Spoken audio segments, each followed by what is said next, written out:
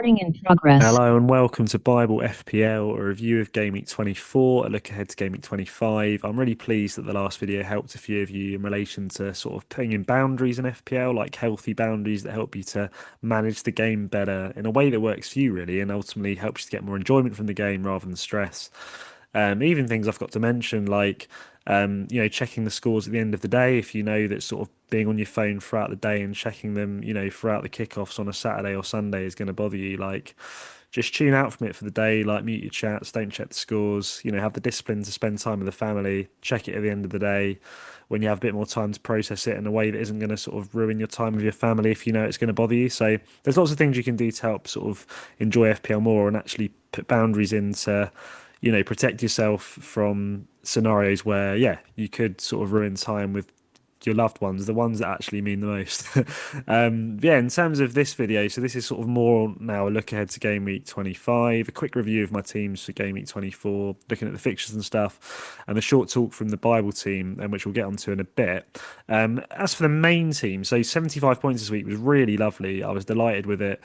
Michieli getting the 9 points. He actually would have got 10 apparently if the Opta update came through in time, but we're not complaining. Bruno Fernandes, who I initially had the captaincy armband on, changed it to Haaland, but still got the 10 points. But I think we'll learn from that this week with Bruno. It'll probably be Haaland that does it this week, right? But he's struggling at the moment, and I think, yeah, I want to have some Bruno joy this week after going against the captaincy last week.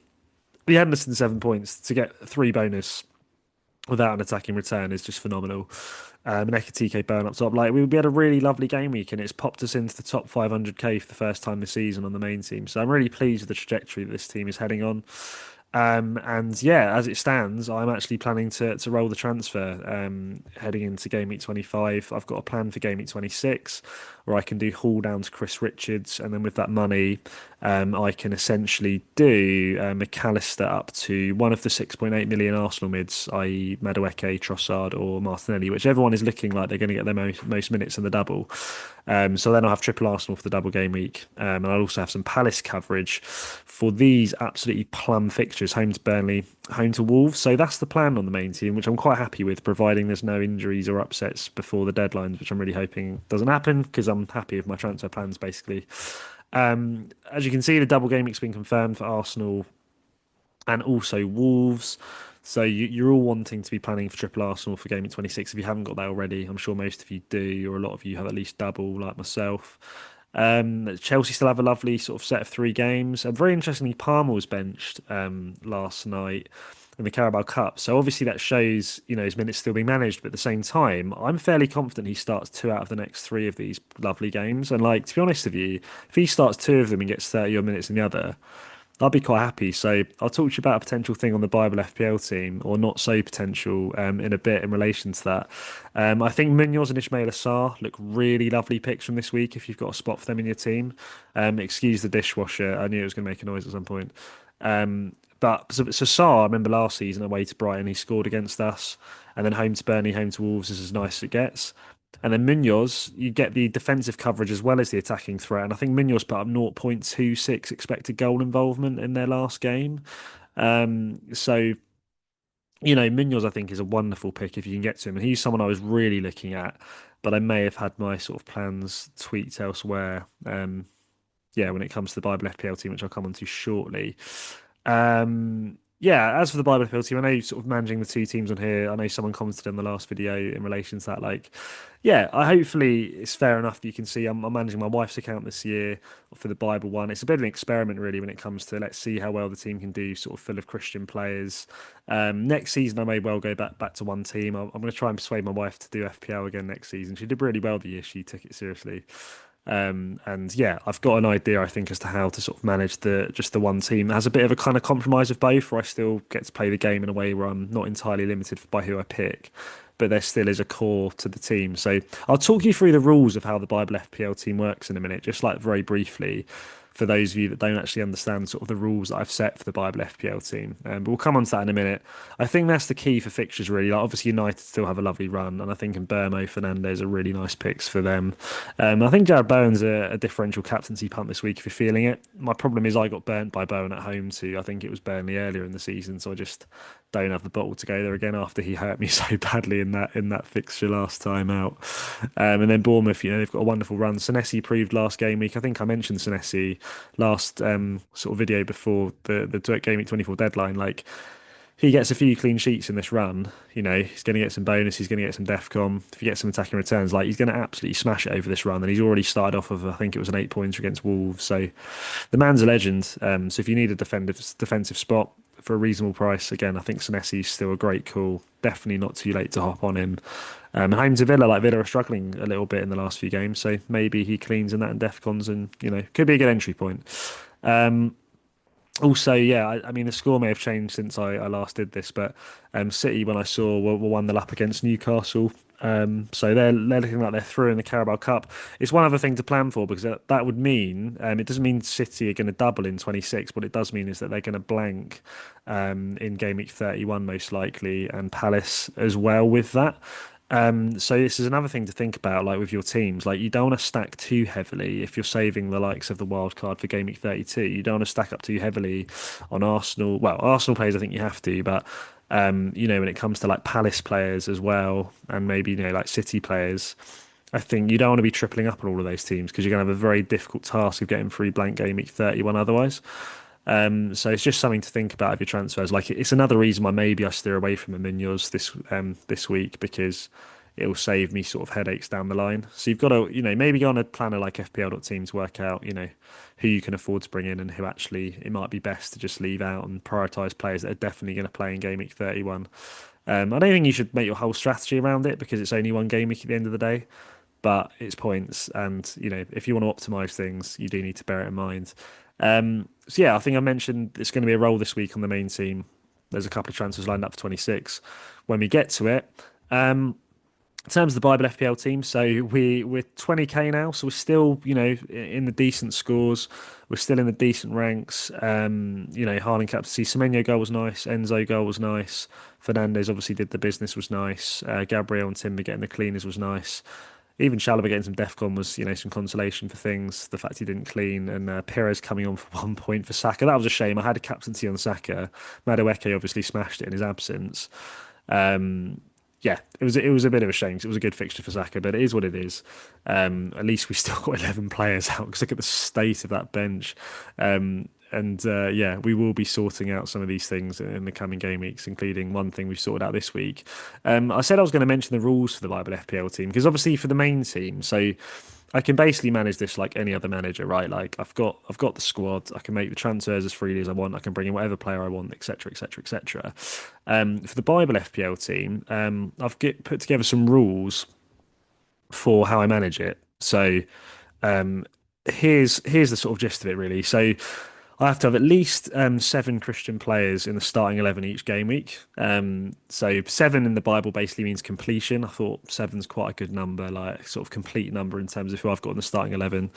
And I've said I'm going to need at least 8 Christians in the 15-man squad, because I feel like to have more than half of the whole squad to be Christian players to be relevant for this series. It just makes sense. So there's sort of a couple of premises that I've sort of wanted to clarify.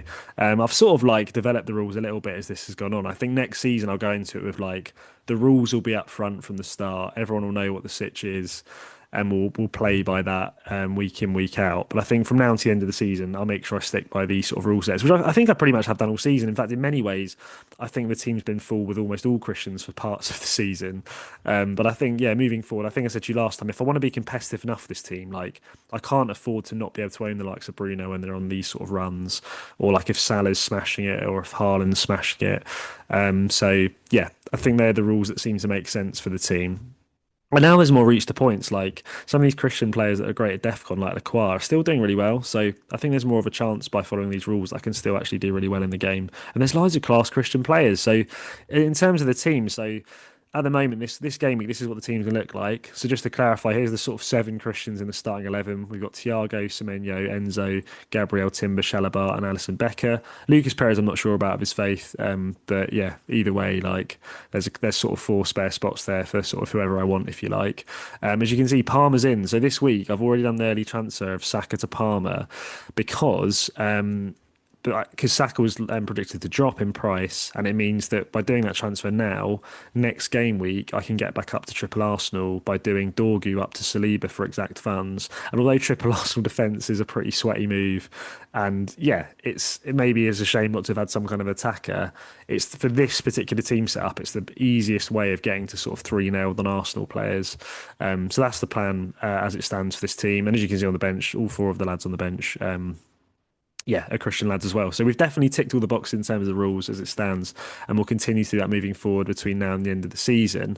A couple of other things just to mention are so again, if you're regular with this series, you'll know I do a short talk from the Bible as part of each video. So I use one of the return times from one of the players to inspire a short talk. I'll explain an example as to how that works in a minute.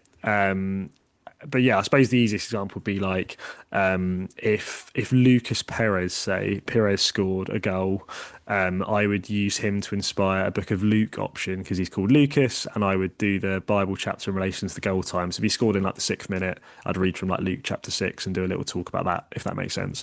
But one other thing I'll say is I won't ever use a player who's of a different faith to inspire a Bible talk, or someone who would like clearly be opposed online to wanting to be involved with anything like remotely religious. I feel like out of respect for the player, I wouldn't want to do that. So I feel like in FPL, like if someone like a Salah is in prime form, in order to be competitive on this team, I should still be allowed to own Salah. And actually, like the Christian faith, the church is a church and the people that are very open to like all people in terms of like we want to be loving, we want to be welcoming, we want to give everyone a chance to like explore Christianity and the gospel. Like we're not going to shut anyone out if they want to come along to church, for example. So I think it's fine. You can have like players from other faith in the team, and maybe I'm looking into it too deeply as it is.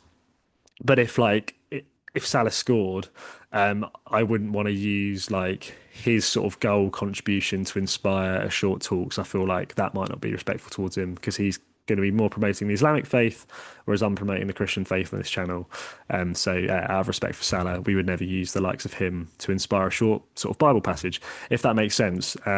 So yeah, they're the kind of the gist of the premises really for the team and for the series. Do comment if you have any questions about it. In terms of the short talk for this week, so to be fair, like I looked into the players that returned on this team and the talk options, and I was like, "Do you know what? I've done this before. I'm going to use one of the returns on the main team to inspire a talk. We've done this before with Jared Bowen. So Bowen, spelt backwards, is, well, Newob, but new. We've used Bowen before as a New Testament option, as a bit of a like, we can use anyone from the New Testament.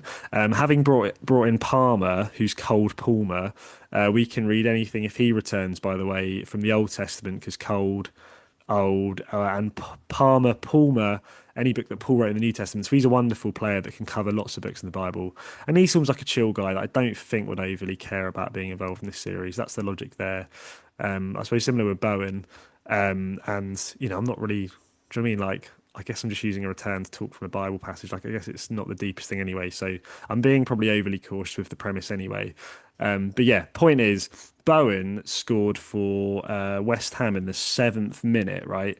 So seven, something from the New Testament. Now, Romans was written in the New Testament, and Romans chapter 7, the concept is titled this, Released from the Law and Bound to Christ. And I thought it actually could be a good passage to talk about just really briefly with you guys, because last episode I talked a little bit about how Christianity isn't a religion, it's actually more of a relationship. And when I say relationship, like I think a better term you might find to use is friendship, like a friendship with God.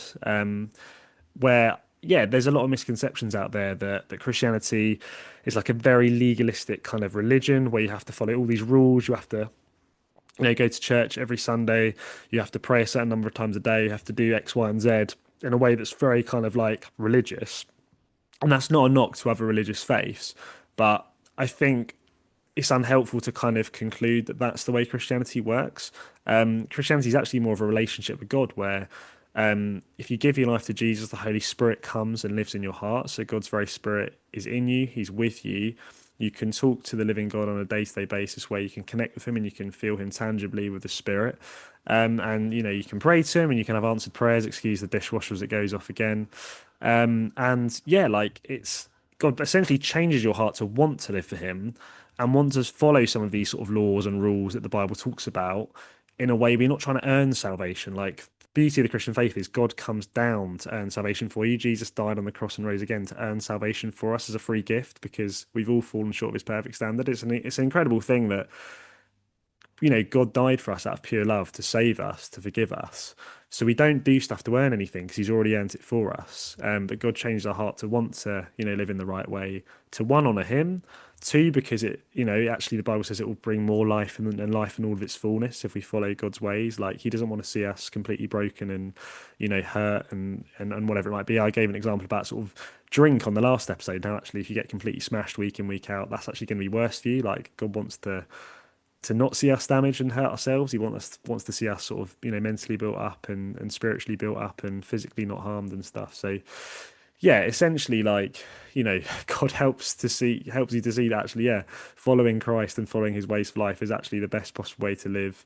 Loving people, loving God, and the rewards from that is nothing greater. And seeing people to blessed and built up as a part of that, is a wonderful thing. And having an eternity waiting for us at the end of this life, free from suffering, is another incredible hope to find peace in.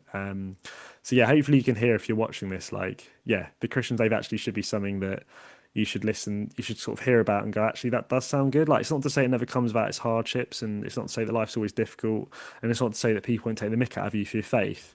But for me, having a God that's on my side, that's with me in the struggles of this life, because this life can be tough, and to bring perspective on things like FPL and all of that, like I'm so grateful for it, compared to doing life if I didn't have a faith and without a God, where yeah, I suppose I could feel like I'm treading on eggshells half the time, where I'm just hoping things work out well, but I suppose there's nothing sort of sure or guaranteed that's with me, but knowing that God's with me in all these things and I have that sure hope of eternity, like yeah, changes everything, and it means things like FPL, I feel like I can try and enjoy a little bit more of a pinch of salt.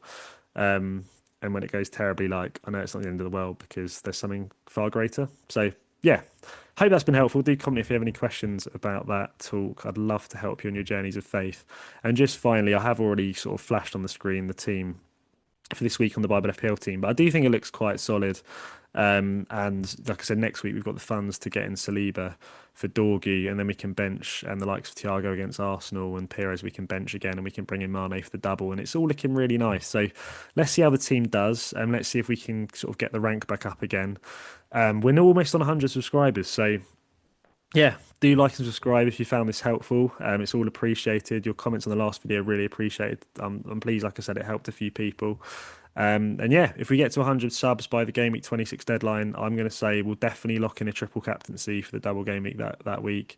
Could well be on the likes for Gabriel.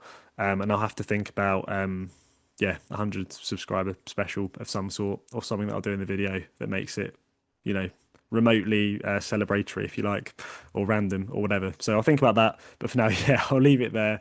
Thanks for all the support on the channel. I do wish your game weeks are really good. It's a Friday night deadline this week, so don't forget to lock in your teams before that. But for now, yeah, I'll leave it there. Have a good one and catch you guys on the next one.